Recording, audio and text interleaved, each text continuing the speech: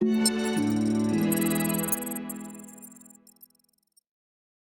bir təmir videosuyla hamınızı bir daha salamlayıram.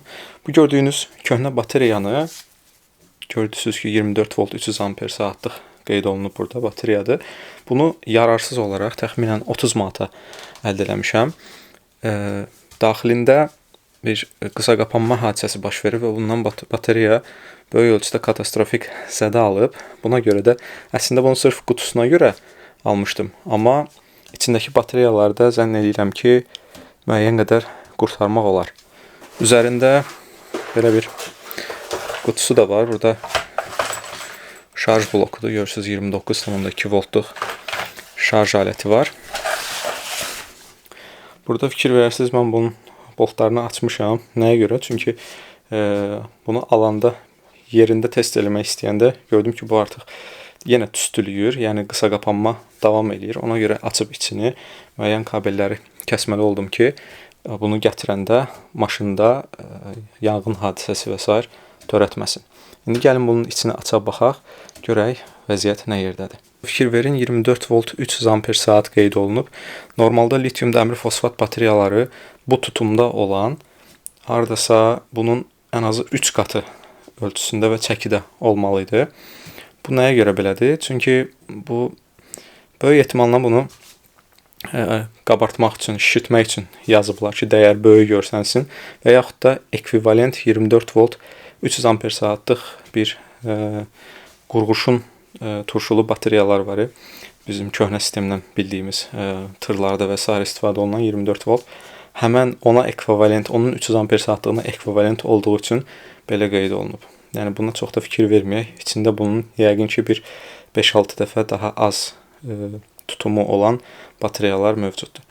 Çox uzatmadan indi gəlin bunun içinə açaq baxaq, görək katastrofik bu partlayış, qısa qapanma nə yerdə olub, nə qədər olub və bunu biz necə içini istifadə edə bilərik. Burada gördüyünüz portlar batareyanın əsas çıxış müsbət və mənfi portlarıdır formada.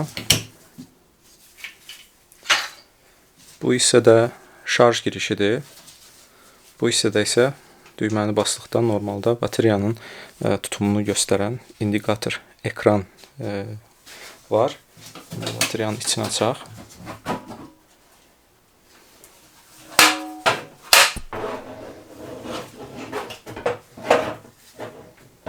Onu qeyd edeyim ki, bir dəhşətli yanıq qoxusu gəlir. Özünüz də görürsünüz vəziyyəti. Yəni burada balans kabelləri, fikir verin, balans kabelləri kül olublar. Böyük ehtimalla qısa qapanma da elə bu hissədə başlayıb. Mən buradan əsas plus-minus xəttini ayırdım maşına qoyanda, çünki içində hiss edirdim ki, yenə də kontak verib müəyyən qədər qığılcımlar yaradır. Böyük bir risk eləmiş oldum əslində bunu gətirmək üçün. Mən bunu qutusuna görə əsas almaq istəyirdim.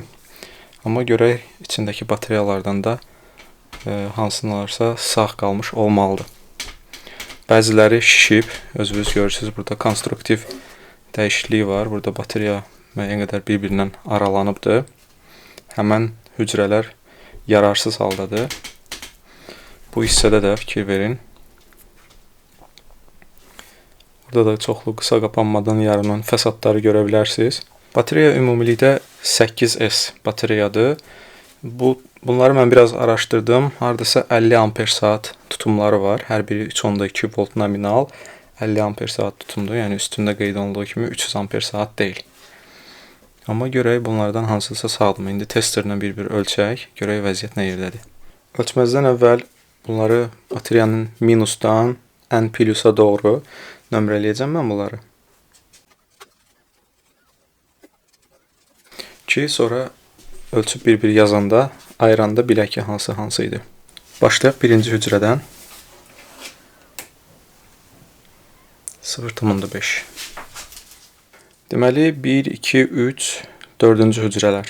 Bunlar sıradan çıxıb, yəni 2 ilə 3 təmiz 0 göstərir. 1 ilə 4 müəyyən qədər voltaj göstərir. Bunları indi görək bərpa eləməyi yoxlayacaq, görək özlərinə gələcəklərmi, amma inanmıram. Bu 4-ü böyük ehtimalla sıradan çıxıb. Yuxarıdakı dörtlük bunlar normaldır. böyük ehtimalla hələ də salamatdırlar. Bunları da hamısını bir-bir tutum testi eləyəcəyik, görək vəziyyətləri necədir. İndi gəlin bunları bir-bir ehmallı sökək. Hər birinin burada boltlarını açıb bir-birindən ayıraq, təmizləyək, sonra testlərimizi davam edək. Qaykalar hamısı 10-luq qaykalardır. Bir-biri açaq. Açanda çox ehtiyatlı olmuyorsunuz, sürüşür. Bu birisinə dəyib qısa qapanma verə bilər.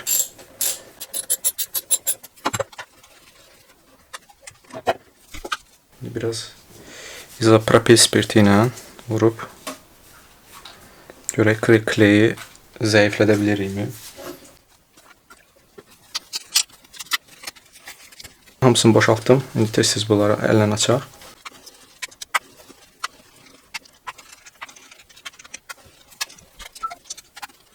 Hamısını açdıq. İndi biraz təmizləmə işləri aparaq. Burada aşağıda BMS-i görə bilirik. BMS də %100 sıradan çıxıb. Ona da yəqin ki təzə BMS əldə etməli olacaq. Yəni hətta görürsüz, platadan belə qopub çıxır, ayrılır.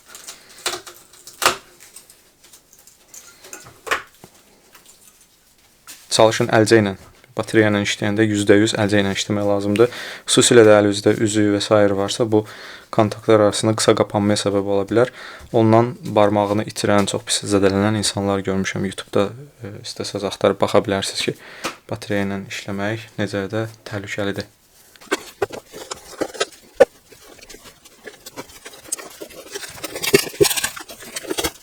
Bu da BMS-in vəziyyəti.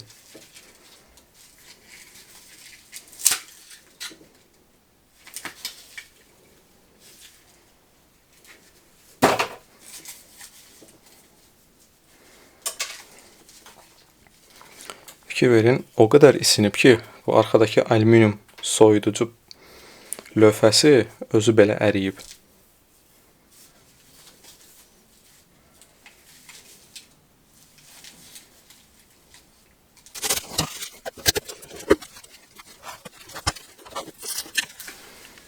Fikir verin, necə yastıq kimi şişib.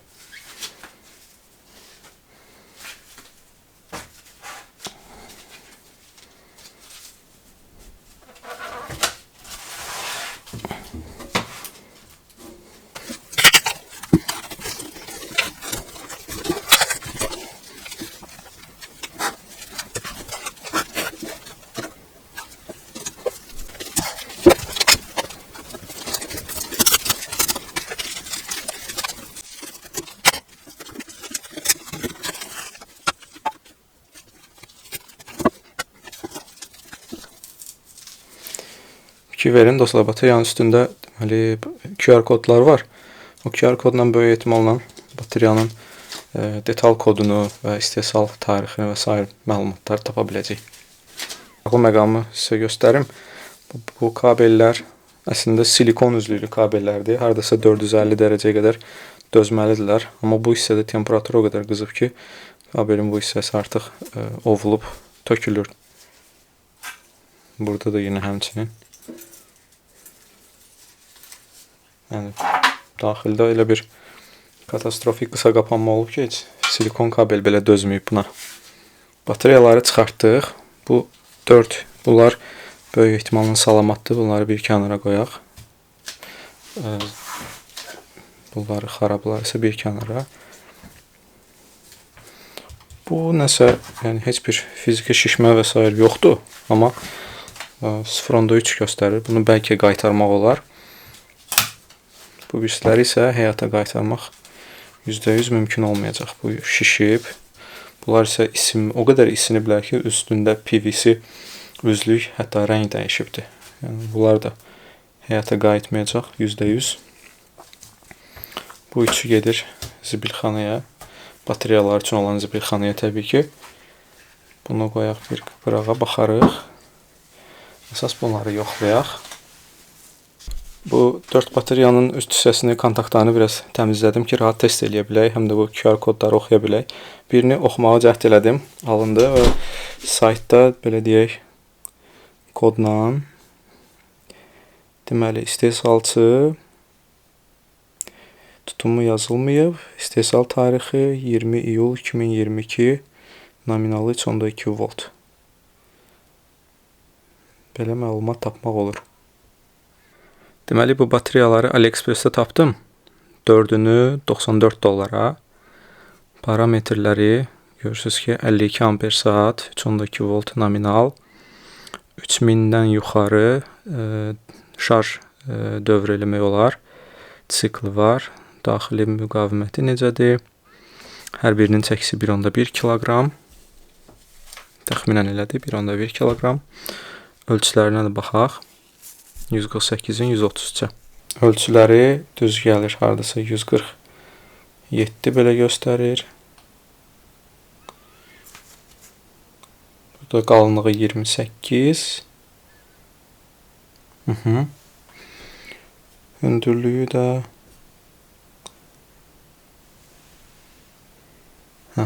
bu terminallarla bir yerdə saysaq təxminən 13 santimdir.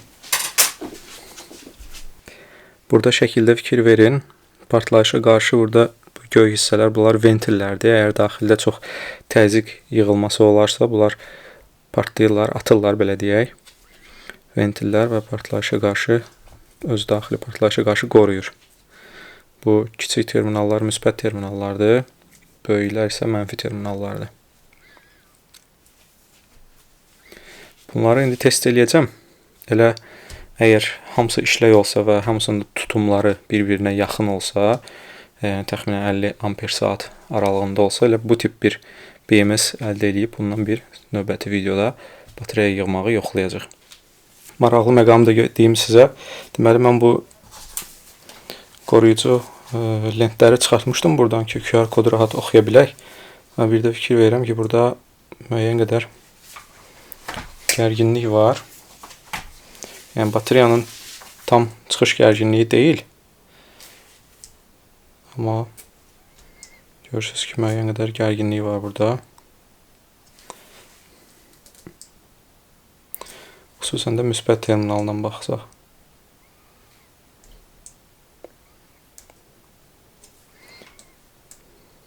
Ona görə də bunları qaytarıb geri üstünə vuracam ki, şarj vaxtı hər hansı bir qısa qapanma olmasın. İndi batareyalardan birini şarj eləyib, görək şarj götürmədiyini yoxlayaq. Deməli, 3.5 volt, hələlik 1 amper təyin eləmişəm. Müsbət və mənfisini düzgün qoşduğumuzdan əmin olaq. Deməli, böyük terminal mənfi idi, kiçiyi müsbət. Aktivləşdirək.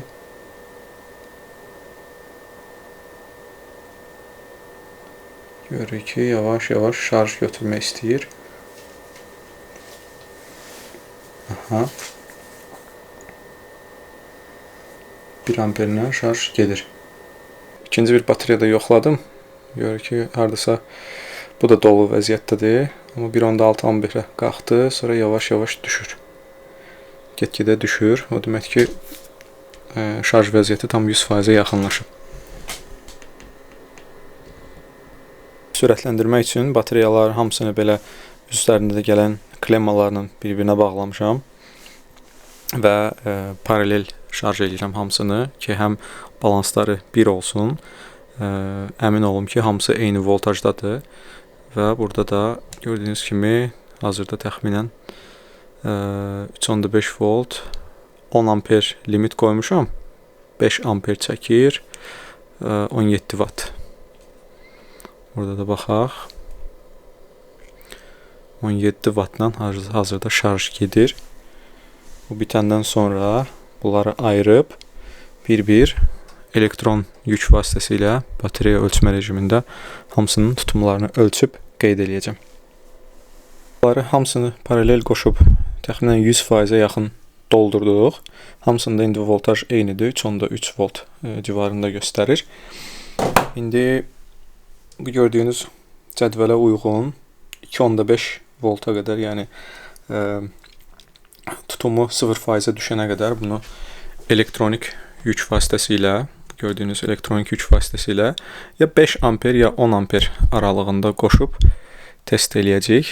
Yəni batareyanı boşaldacaq, görək. Misal üçün 10 amperdə bu batareya neçə saat o qədər yükü verə biləcək. Bundan ötürü belə xüsusi bir kabel də düzəltdim. Buna Kelvin probları, Kelvin kabeli deyirlər. Əsas cəryan axan hissə, qalın gördüyünüz hissələ gedir. Ucluqları da belədir. Bir ucluğu sırf voltaj ölçümü, gərginlik ölçümü aparmaq üçündür. Bu nazik kabellər vasitəsilə. Bir ucu isə yüksək cəryan dartmaq, aparmaq üçündür. Bu da qalın kabellər vasitəsilə həyata keçir. Yəni ümumilikdə belə yerində ölçü aparmaq üçündür. Minus terminal buradır. Yerində, yəni gərginliyi ölçüm nöqtəsi tam burada batareyanın ucunda olsun. Normal standart kabellərlə belə aparanda və uzaqdan ölçüm aparmayanda onda bu məsafədə müəyyən qədər gərginlik düşküsü yaşanacaq. Misal üçün orada 2.8 volt olanda burada artıq voltaj 2.6, 2.5 volt olacaq. Bu isə ümumi batareya tutumunun ölçümündə müəyyən xətalara gətirib çıxacaq. Bu olmasın deyə belə bir Kelvin probu ilə, Kelvin testerləri ilə testimizi aparacaq. Gördüyünüz kimi indi 3.3 volt göstərir. Burada amper saat ölçü rejimində start verək.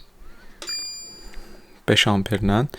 Bu batareyaları dedik ki, təxminən 50 amper saat tutumu var. Bu da bir batareya üçün təxminən 10 saata yaxın, əgər həqiqətən də 50 amper saatsa tutumu 10 saata yaxın test müddəti deməkdir. Bu biraz çoxdur açıq, ona görə limiti artıracağım 10 amperə yaxın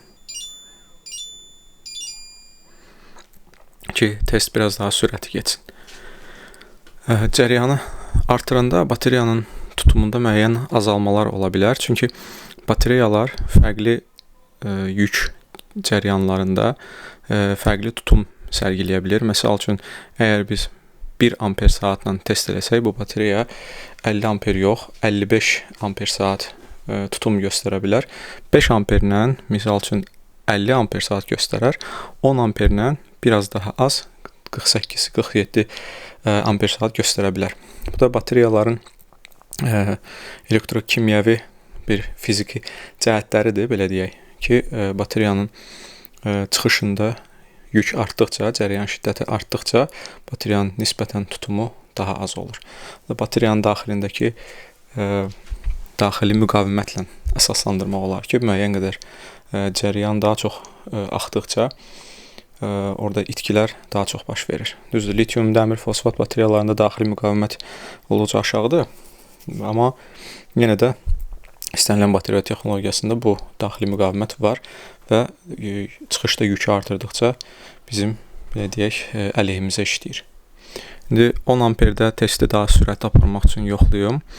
Görək, bu 10 amperdə ən azı bir 4 saat, yarım 5 saat arası verə biləcəyimi sonradan testimizi davam etdirəcək. İlk batareyanın testi qurtardı. İndi gəlin baxaq nə qədərdir. Gördüyünüz kimi 34.6 amper saat, təxminən 4 saat davam elədi bu test. Növbəti batareyaları da eyni qaydada test eləyib hamısının qeydiyyatını aparaq. Batareyalarımızın testi bitdi və gördüyünüz kimi tutumları yəni ortalama 33-34 amper saat civarındadır. Düzdür, arada biraz variasiya var. Məsələn 34.6, 35.7, 37.2 bu dördüncü biraz aşağı göstərir 32.2. Deməkdir ki, ümumi bunlardan bir 4 S-lik paket düzəltsək, maksimum istifadə edə biləcəyimiz tutum 32 amper saat olacaq. Amma düzdür, bu 10 amper yüklə yoxlanılan tutumdur. Ola bilsin ki, daha aşağı yüklərdə batareyanın göstəricisi nisbətən daha yuxarı ola bilər. 35, məsələn bu 32.2, 35 və yaxud da 38 amper saat da verə bilər. Bunları təzədən gördüyünüz klemmalarla bir paralel belə qoşmuşam ki, hamısı tarazlansınlar və beləcə paralel şəkildə təzədən şarj eləyib 3.5 volta qaldıracaq. növbəti videoların birində bu öz çıxan qutusundan istifadə edərək bunu bir güc stansiyası halına salacaq. Bunun üçün lazımı BMS, qoruyucu, elektrik açarı və sair aksesuarları sifariş verim. Onlar gələndə də videonun ikinci hissəsində bu layihənin hazırlanmasına baxacaq. Növbəti videolarda görüşənəcək. Sağ olun.